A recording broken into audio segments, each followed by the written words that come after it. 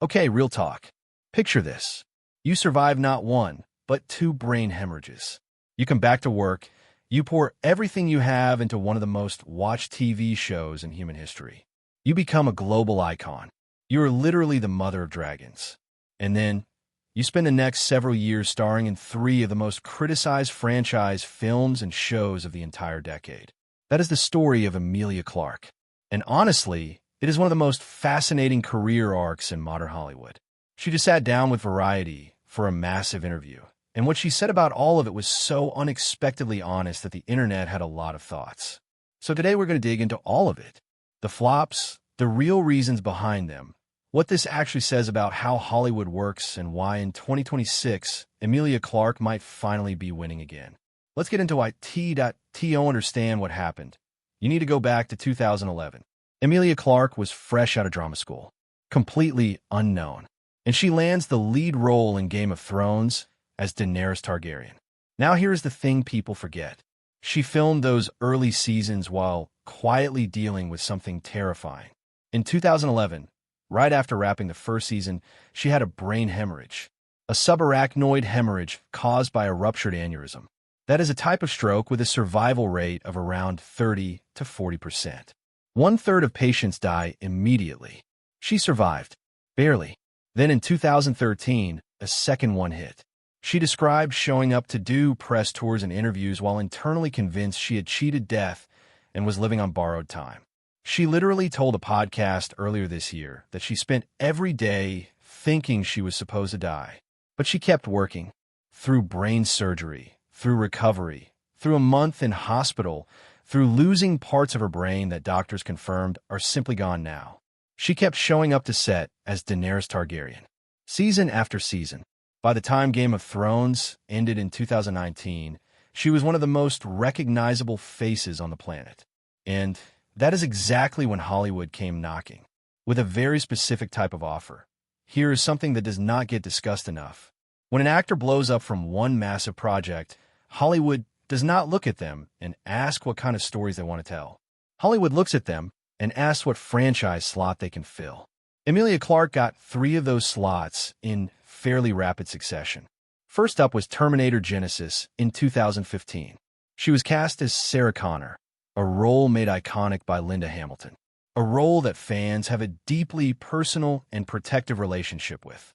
The film had a $440 million box office, which sounds fine until you factor in the production and marketing budget.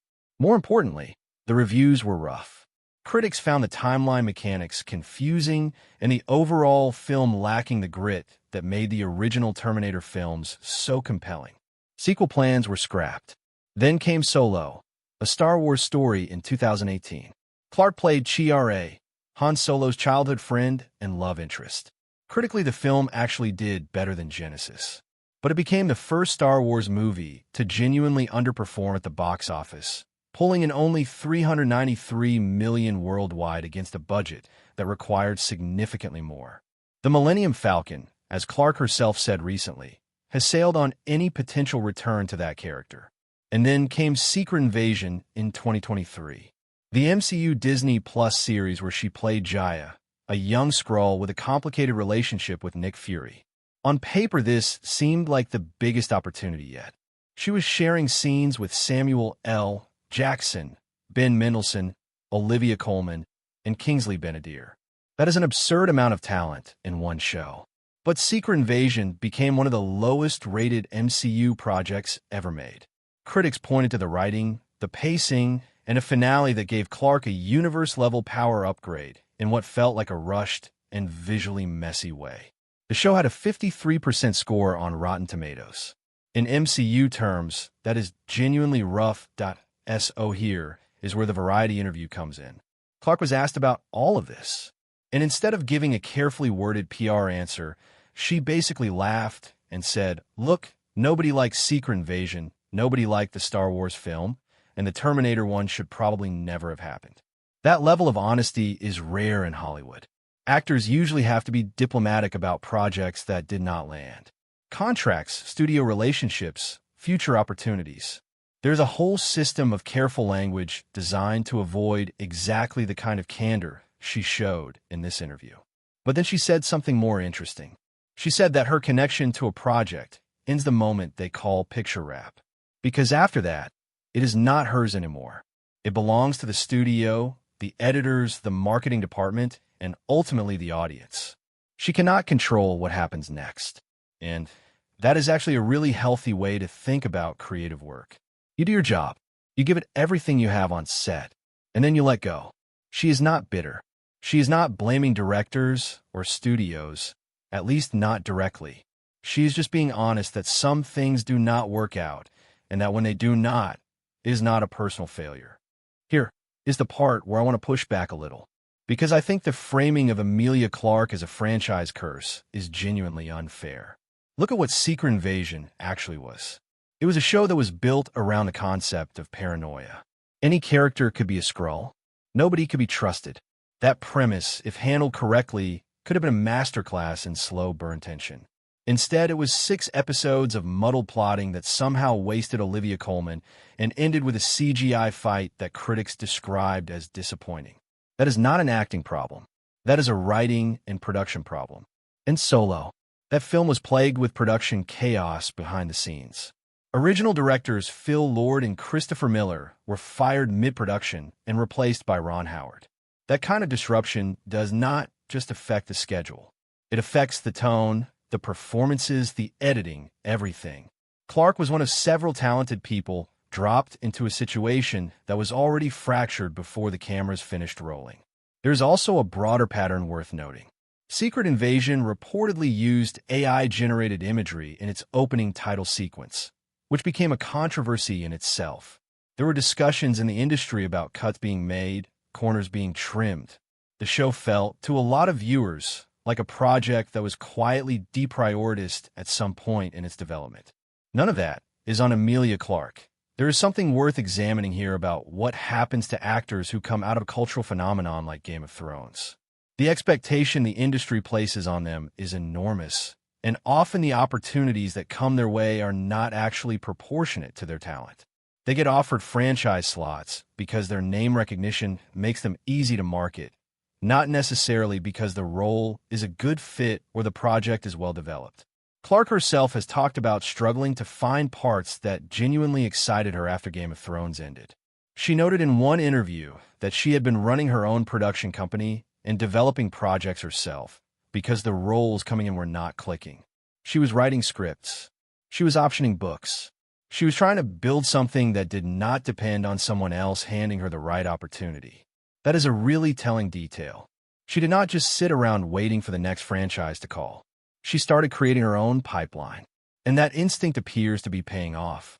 Her recent Peacock series Ponies, a Cold War spy thriller where she played a secretary-turned-field operative, got genuinely strong responses.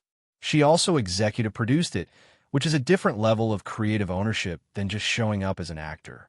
Coming up, she has a Prime Video series adaptation of Criminal, the acclaimed crime comic by Ed Brubaker.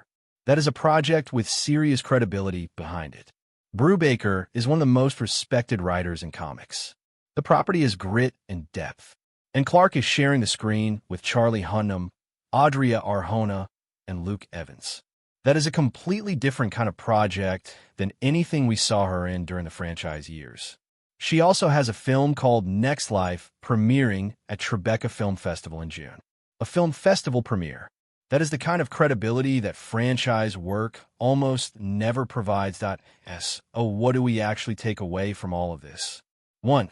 The franchise era of Hollywood is genuinely unforgiving to actors who are not given good material to work with. The name on the poster matters.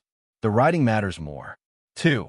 Emilia Clarke spent most of the last decade surviving, literally and professionally.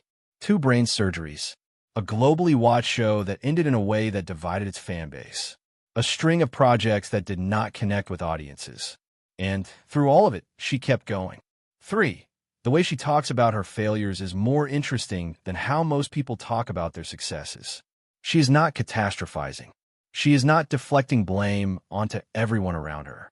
She just accepted that she said yes to certain jobs. Those jobs did not work out, and now she is moving forward. That is honestly a mindset most people spend years in therapy trying to develop. She told Variety something else that stuck with me, that a lack of care on certain sets during her career made things harder than they needed to be. She did not elaborate much, but that quiet comment, buried in the middle of a larger interview, suggests there's a lot more to this story than just box office numbers and Rotten Tomatoes scores. Look, Hollywood has a very specific narrative for actors who come out of massive hits. Either you parlay it into an even bigger career, or you become a cautionary tale. Emilia Clarke has spent most of the last decade being framed as the latter. But if you actually look at what she has been doing, the production company, the stage work, the charity work for brain injury survivors, the calculated pivot toward prestige television over franchise spectacle, it starts to look less like a career in decline and more like someone who figured out that the franchise machine was not working for her and decided to build something different. The franchise era is cooling off anyway. Audiences are getting more selective. The guaranteed draw of a big IP is not what it used to be. The projects that are breaking through now are the ones with strong writing and genuine creative vision behind them. And Emilia Clarke, for the first time in a while, seems to be in exactly those kinds of projects. Whether Criminal lands or not, whether Next Life makes waves at Tribeca, she's playing the long game in a way that actually makes sense for where the industry is heading. So yeah, the franchise years were rough. She knows it. We know it. She is laughing about it in interviews. But the story is not over. Not even close. That is going to do it for today. If you found this interesting, there's more where this came from. Thanks for watching.